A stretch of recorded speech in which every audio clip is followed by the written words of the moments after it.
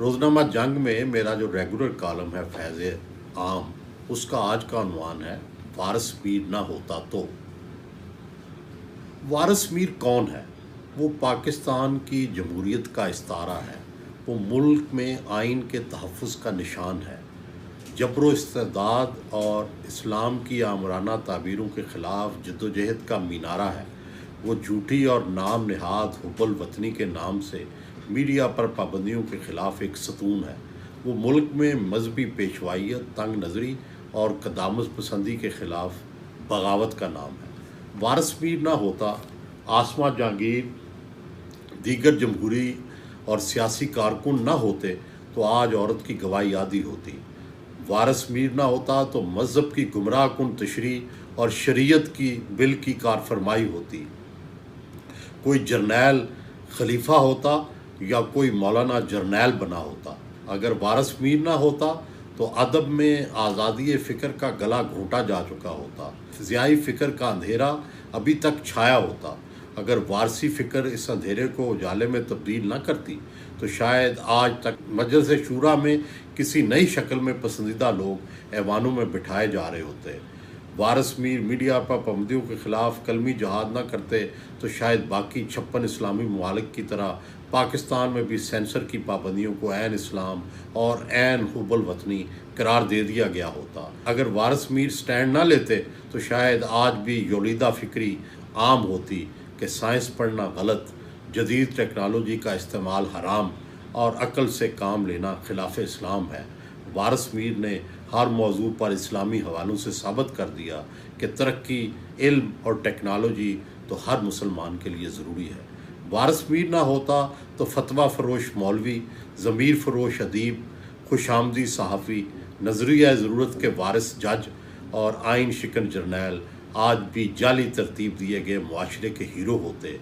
वारिस मीर ने कहीं खुशामद के बुत को तोड़ा तो कहीं ज़मीर फरोशी का पर्दा चाक किया, कहीं नज़रिया ज़रूरत को नंगा किया और कहीं आइन तोड़ने वाले जर्नैलों को ललकारा। कहीं उन्होंने मज़हब और जहाद की गलत तशरीहात को दलाइल से शिकस्त दी और कहीं उन्होंने हकूक़ निस्वा के मुखालफों से लड़ाई लड़ी और कहीं वो इंसानी हकूक़ की जद्दोजहद में सबसे पेश पेश रहे। वो पुकार पुकार कर कहते रहे, लिखने वाले का कलम कौम की अमानत होता है। उनका ईमान था कि सच लिखने के लिए खून दिल में उंगलियां डबो कर लिखना पड़ता है। वो यकीन रखते थे कि जदीद रियासत की बुनियाद रोशन फ़िक्री और तरक्की पसंदी पर रखनी पड़ेगी। वो मुसलमान माशरों में जदीदियत और तरक्की पसंदाना सोच के हामिल दानशवरों के मद्दाह थे। उनकी मिसालें देकर सबको कायल करते थे कि मुस्तकबिल का रास्ता अक्ल और साइंस है। वारिस मीर ना होता तो कौन लिखता पाकिस्तान के मामे और सूबाई खुद मुख्तारी? वारिस मीर ना होता तो 18वीं तरमीम के लिए पंजाब का ज़हन कौन तैयार करता? वारिस मीर जैसे अहले फ़िक्र और दानश्वर ना होते तो पाकिस्तान में कैसे ये एहसास जांगज़ी होता कि हम बंगालियों के साथ ज़्यादतियाँ करते रहे हैं और अब भी हम छोटे सूबों को बराबरी का हक़ देने से गुरेज़ा रहते हैं। वारिस मीर ही थे जिन्होंने आज की फ़ेक न्यूज़ के फितने को झूठे ज़ाये ब्लाग के नाम से मजमून लिख कर उस ज़माने की में उसकी बेखुनी की जब ज़ियाई मार्शल लॉ की पनाह में जमहूरी जद्दोजहद के ख़िलाफ़ झूठ के पलंदे तैयार करके उनकी तशहीर की जाती थी। मेरी तालिब-इल्माना राय में दानश्वर वो शख्स होता है जो मुआशरे का तज्ज़िया करके अपने इल्म व शऊर और दानिश व तहकीक से इसलिए की इस्लाह का रास्ता मुतय्यन करता है। वारिस मीर मुआशरे का नाकदायना जायज़ा लेकर बेखौफी और जुर्रत से तहकीक और दानिश के असले से लेस होकर कहते रहे वो आज सच साबित हो रहा है। मुस्तकबिल उनके तज्ज़ियों को मज़ीद नुमायाँ कर देगा। फ़्रांस अक्ल व ख़िर्द का मरकज़ रहा है। वारिस मीर के बहुत सारे मज़ामीन में वहाँ अक्ल और शऊर के अफरोज़ की कहानियाँ दर्ज हैं। इसी फ़्रांस का वाक़या है कि अलजायर में फ़्रांसीसी फ़ौज जुल्म ढा रही थी तो वहाँ दामवर दानश्वर यां पाल सार्तर ने इस जुल्म के ख़िलाफ़ आवाज़ उठाई। डिगाल को उसके मशीरों ने मशवरा दिया कि सार्तर को जेल भेज दिया जाए। डिगाल ने जो जवाब दिया वो सोने में तोलने के काबिल है। डिगाल ने कहा, सार्तर तो फ्रांस है, मैं फ़्रांस को जेल में कैसे डाल सकता हूँ? वारिस मीर जैसे हमारे रोशन ख्याल दानश्वर ही असल पाकिस्तान है। काश सरकार दरबार में उनके मशवरों को बर वक्त सुना जाए।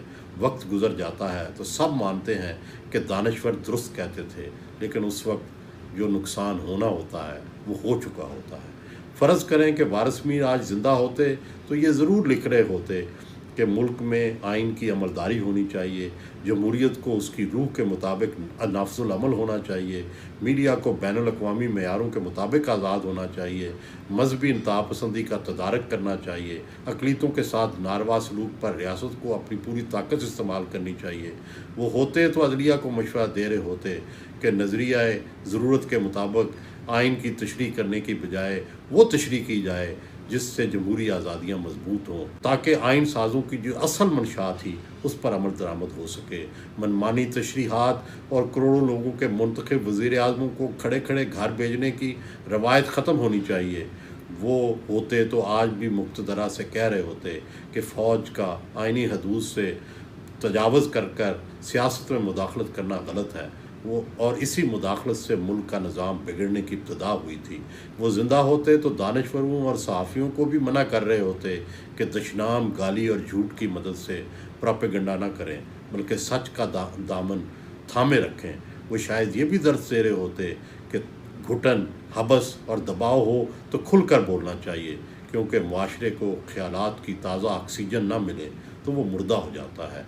किसी भी मुआशरे की सेहत जाननी हो तो देखना चाहिए कि क्या वहाँ तनकीदी आवाज़ें मौजूद हैं या नहीं। अगर तनकीदी आवाज़ें सुने तो समझें कि हम अभी ज़िंदा हैं।